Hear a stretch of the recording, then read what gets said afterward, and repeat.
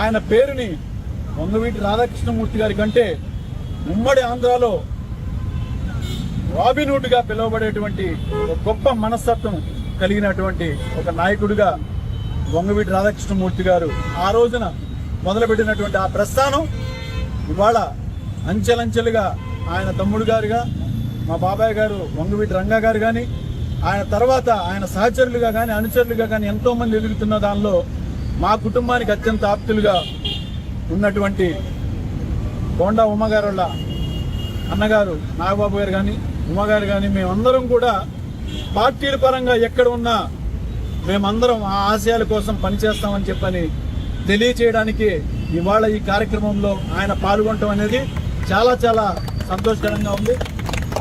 అంతకన్నా ముఖ్యమైన విషయం ఏంటంటే రాధా గారితో పాటు ఆ రోజున ఉన్నటువంటి తిరిగినటువంటి కొంతమంది వ్యక్తులు ఆరోగ్యం బాగోలేదు, సుభాని గారు ఇలా కొంతమంది రావడానికి మేము అన్ని రకాలుగా ఆహ్వానించాము. కానీ వాళ్ళందరూ కూడా ఇన్ని సంవత్సరాల తర్వాత మళ్ళా రాధా గారిని ఇంత గొప్పగా ఈ కార్యక్రమం చేయడానికి పూనుకున్నందుకు నాకు వాళ్ళ యొక్క మంచి ఆశీస్సులు, వాళ్ళ యొక్క మంచి ఆలోచనల్ని ముందుకు తీసుకెళ్తానని చెప్పని చాలా చాలా సంతోషపడ్డారు.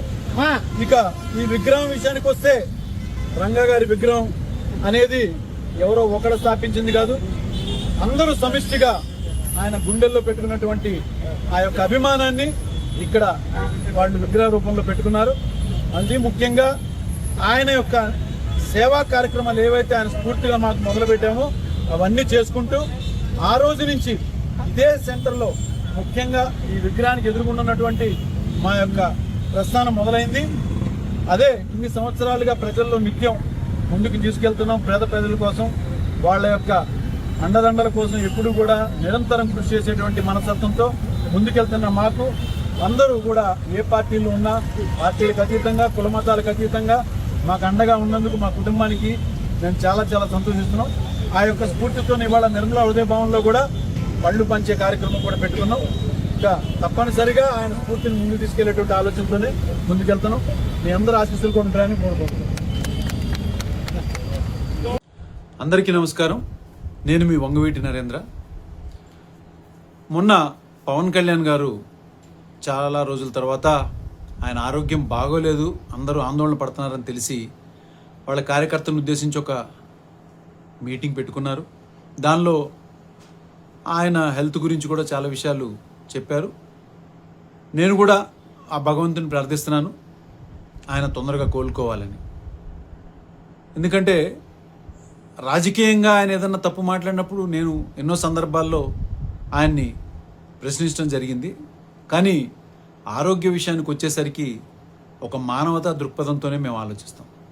సరే, ఆయన మీటింగ్ పెట్టుకున్నాడు, ఆయన కార్యకర్తలను ఉద్దేశించి బాగానే ఉంది, దానిలో ఏమీ ఇబ్బంది లేదు. మరి సడన్గా రంగా గారి టాపిక్ ఎత్తి ఆయన, ఏమయ్యా మీరు ఆ రోజు అంతమంది ఉన్నారు, రంగా గారికి ఓ వేలల్లో వచ్చేస్తారు జనాలు, మరి అంతమంది ఉన్నోళ్ళు మీరు ఎందుకు కాపాడుకోలేకపోయారు? ఓ 2,000 మంది 3,000 మంది కట్టలేకపోయారా? ఆ రోజుల్లో మీ వయసు అంతా, ఇప్పుడు మీరు 60లకు వచ్చి ఉంటారేమో, కానీ అప్పుడు మీరు 25లో ఉండి ఉంటారు కదా మంచి ఉడుకు రక్తం మీద, ఎందుకు కాపాడుకోలేకపోయారు అని చెప్పని మీరు ప్రశ్నించారు. దానికి మీ ఎదురుగున్న కొంతమంది మీరేం మాట్లాడినా వాళ్ళకి చప్పట్లు కొడుతుంది తప్పించి వాళ్ళకేమి బుర్ర పనిచేయదని నాకు అర్థమైంది. కానీ ముందు లైన్లో చాలామంది, కొంతమంది ఏజ్ పెద్దవాళ్ళు, మీ పార్టీలో కూడా ఆ రోజు మీటింగ్లో లేకపోయినా బయట విన్న వాళ్ళకి మీరు మాట్లాడేది అంత కరెక్ట్ అనిపించలేదు. వాళ్ళల్లో ఎక్కడ చల్లం కూడా రాలే, వాళ్ళు అట్లాగా సైలెంట్గా ఉండిపోయారు. ఎందుకు అనుకున్నారు? ఏం మాట్లాడుతున్నారు మీరు అసలు? 25 ఏళ్ళ నుండి మీరు కాపాడుకోలేకపోయారంటే అసలు ఏం జరిగిందో మీకు ఎన్నో సందర్భాల్లో నేను చెప్పడం జరిగింది. రంగా గారిని ఆయన చంపడానికి 1-2 రోజులు వేసుకున్న ప్లాన్ కాదు అది, దాదాపు సంవత్సరం పైనుంచే ప్లాన్ చేశారు. ఎందుకంటే రంగా గారే స్వయంగా అసెంబ్లీ సాక్షిగా, ఇది ఆన్ రికార్డ్స్ ఉంటుంది, ఉమ్మడి ఆంధ్రప్రదేశ్లో ఆన్ రికార్డులో ఉంటుందండి. పవన్ కళ్యాణ్ గారు కొద్దిగా తెప్పించుకుని చూడండి, ఆన్ రికార్డ్. ముఖ్యమంత్రి అప్పుడు ఎన్టీ రామారావు అసెంబ్లీలో కూడా ఉండగానే ఆయన అసెంబ్లీ సాక్షిగానే ఆయన చెప్పిన సమాధానం ఏంటిదో తెలుసా? ఆయన లేవనెత్తిన అంశం, నా ప్రాణానికి హాని ఉంది, అది కూడా ఈ రాష్ట్ర ముఖ్యమంత్రి ద్వారానే. ఆయన వాళ్ళే దగ్గరుండి నన్ను చంపడానికి ప్రయత్నం చేస్తారు, నాకు సెక్యూరిటీ ఉండని అసెంబ్లీ సాక్షిగా మాట్లాడారు పవన్ కళ్యాణ్ గారు. అసెంబ్లీ సాక్షిగా మాట్లాడారు. అర్థమైందా? అలాంటిది ఆయనను చంపడానికి పోలీసులు, అక్కడ ఉన్నటువంటి వాళ్ళు, ఆ జిల్లాలో పోలీసులు కానీ వాళ్ళు కానీ రంగా గారి పనులు చూసి చాలామంది పోలీస్ డిపార్ట్మెంట్లో కూడా అభిమానులు ఉన్నారు ఆయనకి. వాళ్ళు ఎక్కడన్నా ఈ ఇన్ఫర్మేషన్ లీక్ చేస్తారేమోనని చెప్పని వాళ్ళని జూలై నెలలో 350 మంది పోలీసులకు పైగా ఆ జిల్లా నుంచి బదిలీ చేయడం జరిగింది. దాని విషయం మీదే ఆయన కాపునాడు పెట్టినప్పుడు కాపునాడు అంశాల్లో ఇది ఒక అంశం. 350 మంది పోలీసుల్ని ఒకటేసారి ఈ జిల్లా నుంచి ఎందుకు బదిలీ చేశారని చెప్పని కూడా ఆ అంశం మాట్లాడారు. అయితే ఇంత విషయం మీకు, ఈ చిన్న సూక్ష్మన్నీ మీకు తెలియగా? పోనీ 144 సెక్షన్ అంటే మీకు ఐడియా ఉందా? అదే 144 సెక్షన్ని సీరియస్గా అమల్లో పెడితే ఎలా ఉంటుందో తెలుసా ప్రభుత్వం? మీకు వైజాగ్లో మిమ్మల్ని మీటింగ్ పెట్టుకోవద్దని చెప్పి హోటల్లో నోటీసులు సర్వ్ చేస్తే మీ కార్యకర్తలను వదిలేసేసి మీరు అక్కడి నుంచి ఖాళీ చేసి వెళ్ళిపోయారు, గుర్తుందా? కానీ అదే స్థానంలో రంగా గారు ఉంటే ఏం చేసేవాడు తెలుసా? నా కార్యకర్తలతో పాటు నన్ను కూడా అరెస్ట్ చేయండి అనేవాడు. మరి ఆ రోజున పవన్ కళ్యాణ్ గారు మీ చుట్టూ కూడా కొన్ని వేల మంది ఉన్నారే, మీకు ధైర్యం రాలేదా? కేవలం కిందకి దిగి అరెస్ట్ అవ్వడానికి కూడా మీకు ధైర్యం సరిపోలేదా? కానీ ఏ రోజు రంగా గారి కార్యకర్తలను వదిలేసి వెళ్ళిపోలా, వాళ్ళని కాపాడుకుంటానే వచ్చాడు. కానీ ప్రభుత్వమే ఈ యొక్క కుట్రలో హోమ్ మినిస్టర్ చంద్రబాబు నాయుడు, ముఖ్యమంత్రి ఇన్వాల్వ్ అయ్యి 3 ఐపీఎస్ ఆఫీసర్లని ఈ యొక్క టాస్క్ మీద పెట్టి ఆయన్ని ఎట్లన్నా చంపించేయాలని చెప్పని ప్రయత్నం చేశారు కాబట్టి, చేస్తున్నారు కాబట్టే ఆ ప్రయత్నాల్లో మీరన్నారు అడ్డుకట్ట కట్టేస్తే బాగుంటుందని చెప్పని వీళ్ళందరూ అడ్డుకట్టలు కట్టేటువంటి ధైర్య సాహసాలు కలిగిన వాళ్ళే. కానీ వాళ్ళందరినీ ఆయన బతులాడుకున్నారు.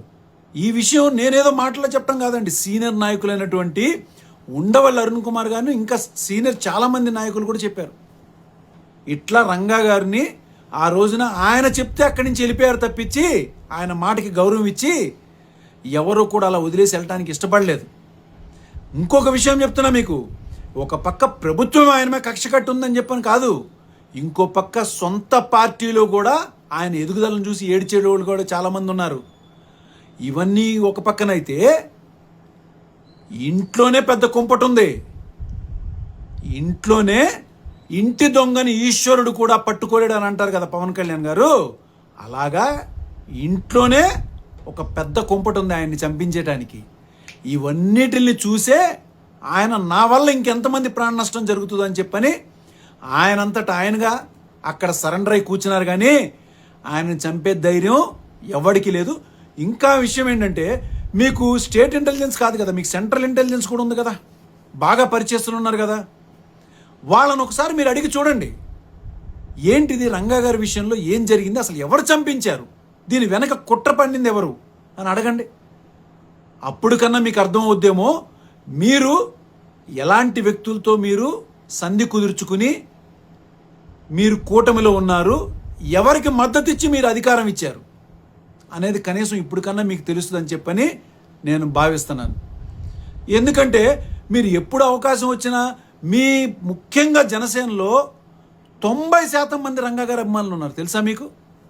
వాళ్ళందరూ ఏంటంటే మీరేదో రంగా గారి గురించి గొప్పగా మాట్లాడతారేమో అనుకుంటున్నారు, కానీ నాకు అర్థమైంది. కానీ వాళ్ళకు కూడా చాలామందికి రంగా గారి గురించి మాట్లాడుతున్నారు అనుకుంటా, కానీ కాసేపు ఏమో మీరు చూశానంటారు దూరం నుంచి, కాసేపు ఏమో నేను టీ ఇచ్చానంటారు. అసలు రంగా గారికి టీయే అలవాటు లేదండి. ఇది ఏదో ఇంట్లో సొంత మనుషులకు కాదు, రాష్ట్రం మొత్తం తెలుసు. అలాంటి ఒక గొప్ప వ్యక్తిని చంపించడానికి ఎన్ని కుట్రలు పన్నారో, ఆ యొక్క పర్యవసానం తర్వాత ఆ ప్రభుత్వం కుప్పకూలిపోయింది తెలుసా మీకు. పోనీ మీరు అభిమానం ఉందనుకున్నాం మీకు రంగా గారి మీద. ఏ రోజున పోనీ దండేశారా?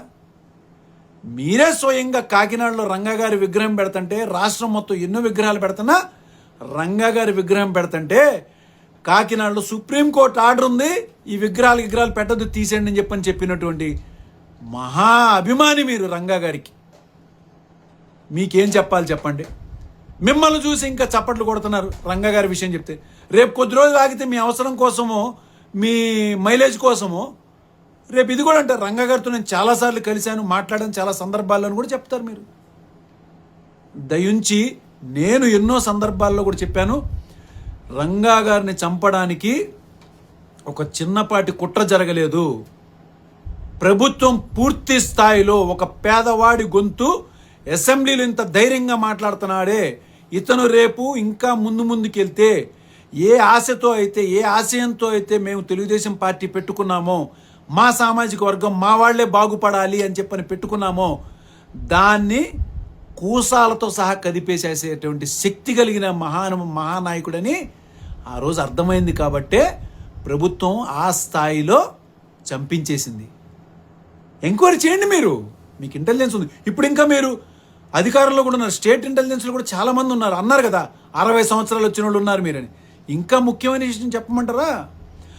ఆ రోజున రంగా గారితో పాటు పోరాడినటువంటి వాళ్ళందరి మీద అంటే 35 సంవత్సరాల క్రితం పెట్టిన కేసులు, రౌడీ షీట్లు ఇవాళకి కూడా తీయలేదండి. ఇవాళకి అంటే వాళ్ళకి 65-70 సంవత్సరాలు వచ్చినా వాళ్ళ మీద రౌడీ షీట్ అనే ముద్ర ఉంది. ఇవన్నీ మీరు ఇంటెలిజెన్స్ రిపోర్ట్ తెప్పించుకుని చూడండి. మీరు మీ టాపిక్ లేదన్నా మాట్లాడుకోవచ్చు, కానీ రంగా గారి టాపిక్ మాట్లాడేటప్పుడు మీకు ఏదన్నా నిజంగా తెలియకపోతే నన్ను అడగండి, నేను చెప్తా వివరంగా. దీని వెనక ఎంతమంది కుట్ర ఉందో నేను చెప్తా వివరంగా.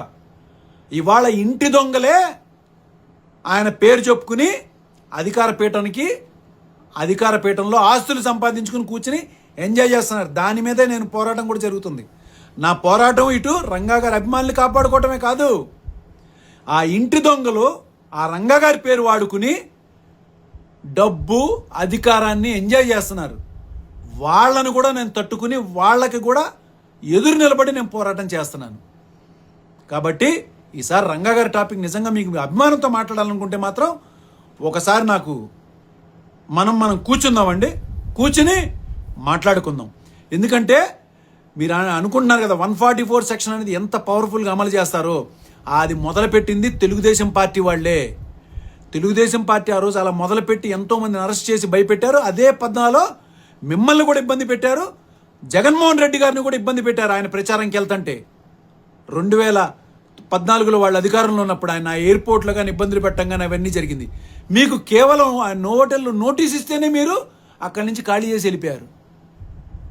అది పోలీసుని అధికారాన్ని వాడుకోవటం అంటే అది కేవలం అడ్డదారిలో కుదిరింది తెలుగుదేశం పార్టీ వాళ్ళకి మాత్రమే.